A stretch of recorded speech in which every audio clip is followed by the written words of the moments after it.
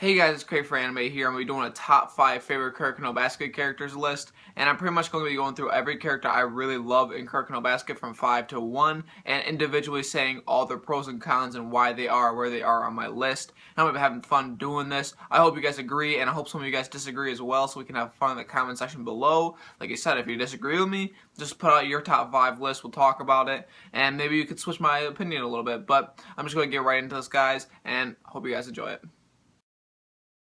So yes, my number 5 is Kagami Taiga. I really do like him as a character, and that is why he's number 5, but some of you guys are probably like, why is he so low on your list? Well, I'll give you some reasons why. I'll go with the cons first.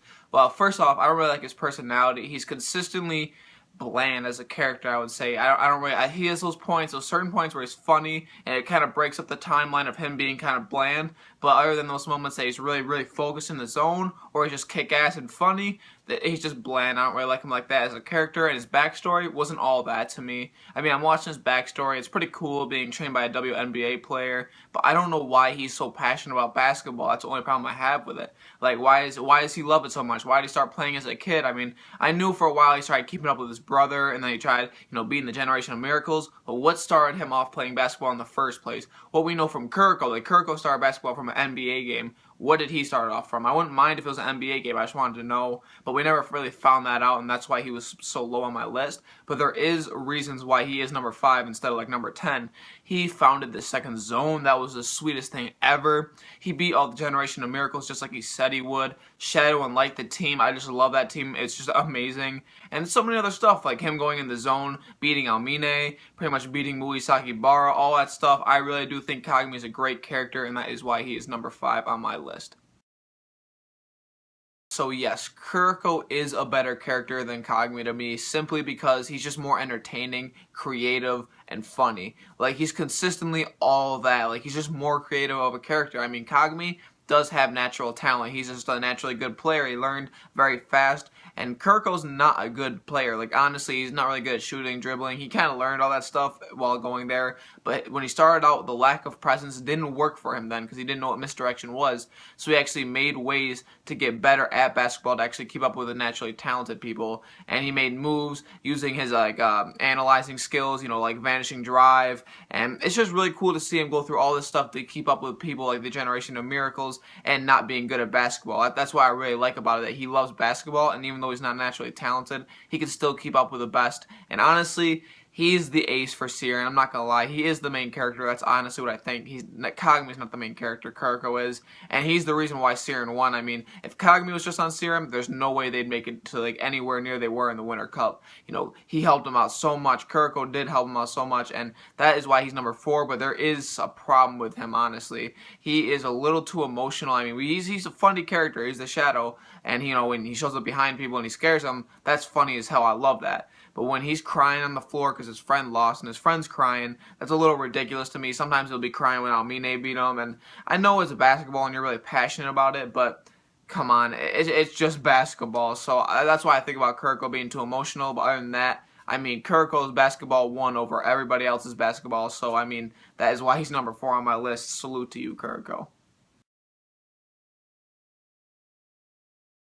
So you guys had to see what's coming. Of course this character will be on my list, and he is amazing. Akashi Seijuro is my 3rd favorite, without a doubt. I mean, there's 3 reasons why he is my 3rd favorite, and I'll just get started on the first one. His personality. His personality is one of the best in the show. I mean, he is one of the best villains in that show. I mean, we've all wanted to see him get beat. Like, okay, this guy is so cocky. He doesn't want everything he's going to lose. His orders are absolute. I just want to see him lose. So I'm waiting for the Shotoku game, and Shotoku is pretty even with Siren. It's not that I think they were going to win, but I thought they'd put up a good match and we'd see what, Akashi was made out of. But hell no. I mean, the first quarter was pretty even, so I'm like, this guy's not that impressive. And I was like, he had to pull out something in the second quarter. And he did. He pulled out the Emperor Eye, which is my 2nd reason he's my 3rd favorite character. The Emperor Eye is something crazy, just breaking people's ankles so they fall down whenever you want, seeing the future of their movements so you can change the pace and speed you're going in. Like, that's crazy to me. He saw through all of Midorima's plays That is honestly really crazy to me. I'm not gonna lie. I'm gonna say it again. That's crazy. Like, this is a 3-point god. Like, he could shoot from anywhere on the court and make it, and he was just getting shut down the whole entire rest of the game after the first quarter. So I'm like, what exactly is going to happen? Not to mention that, he's a very good captain. I mean, I'm watching him, he's about to scoop out his eyes because they're about to lose, like, to make them focused, and that definitely worked. They didn't let up after that, so I just like him because of that. And along with his backstory is actually, it's the best backstory in Kuroko no Basket to me, because it just explains why he's so diehard about basketball and why he doesn't want to lose. Like, this dude never wanted to lose for a reason. When he was going up against Muisaki Baro and he was about to lose, he opened the Emperor Eye, and that's because his mom gave him basketball before she died, which is super sad. Let me just start on that.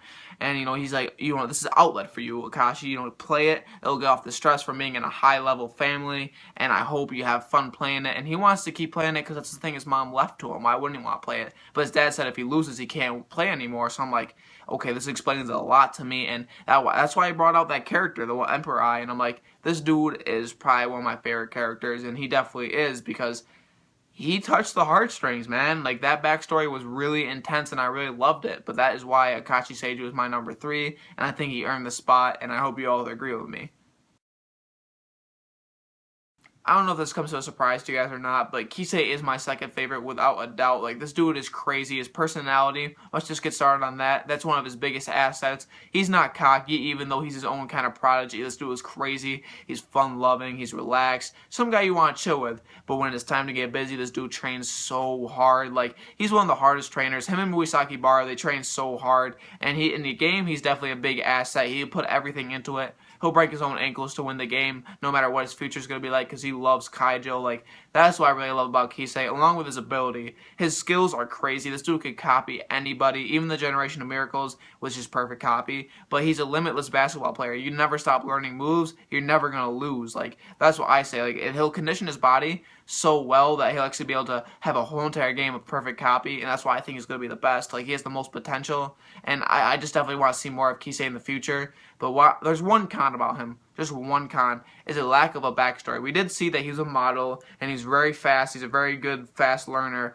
and he was playing soccer or something, like kicking the ball up in the air like 100 times.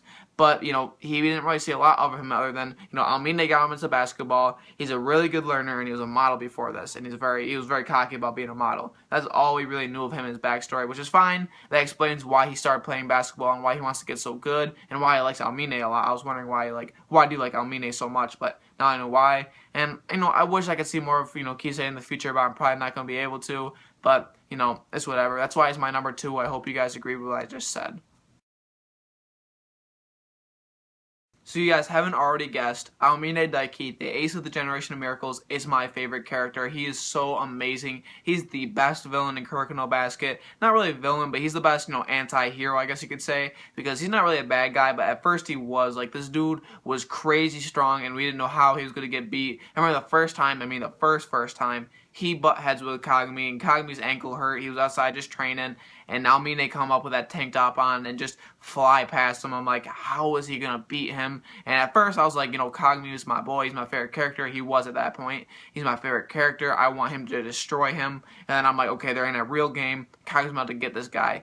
When they faced off again, I did not know what to expect, and this dude literally was, going like this, and then he flew it back, and then his ball's right here, and then he goes back, and he's just destroying Kagami, just going around in his legs in the back, just dribbling everywhere, and I'm like, oh my god, this guy is straight crazy. How is he going to get beat? And when he was in the zone, in the third game they played in, I was straight going hype. Like, I was like, this is my favorite character. There's no way it's going to ever change, and it hasn't. This dude is crazy. Like, Zone Aomine is the strongest character. I don't care what anybody says. Him and Zone Akashi can go toe-to-toe. The only reason Kagami beat him is because he had this whole entire team to stay in zone, I guess, like a friendship boost. Aomine didn't have that. But in a one-on-one, he would destroy Kagami. I'm pretty sure about that. And, when Kagami went to get those new shoes and they played a one-on-one, just so he can have the Aomine's new shoes because there's no shoes his size, they played and he destroyed Kagami. So that leads me to believe he's still the strongest character. And I straight love this dude. He will open up second zone. I swear to God he will. He's about to go in with his team. And let's talk about how he crosses people up. That's one of my favorite things about him.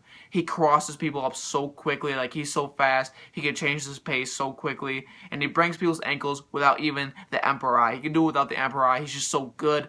And that's why I love him. He has a great personality. personality as well. Like, nobody could beat me but me, and I love that. In a villain, I like that, and he kind of progressed as a better character. Like, you want to know what I got, train with you guys as a team, and he's a good guy in general. This dude is a really good guy, and my favorite moment of him is when he punched out that one dude with the dreadlocks. I don't even remember his name. He was so bummy. I don't know. Like, he was an old, generation of miracles that never worked out, and he just punched the shit out of him. I'm like, that's my boy Aomine.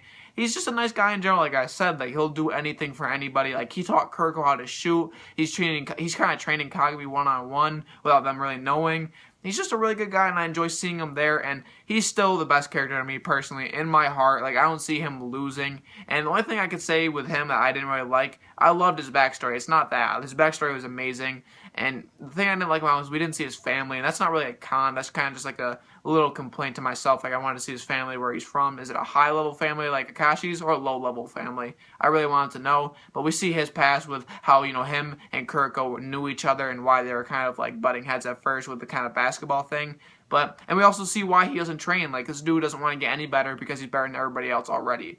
Like, he wasn't going. Nobody was going up against Aomine back then, and I could definitely tell in the backstory. Like, these people are just sitting there like zombies, like looking down. Like, I'm like, what are you doing? Play against him right now. Like, Aomine needs to have fun with this because it's the only thing he can really do. Like, he's a prodigy.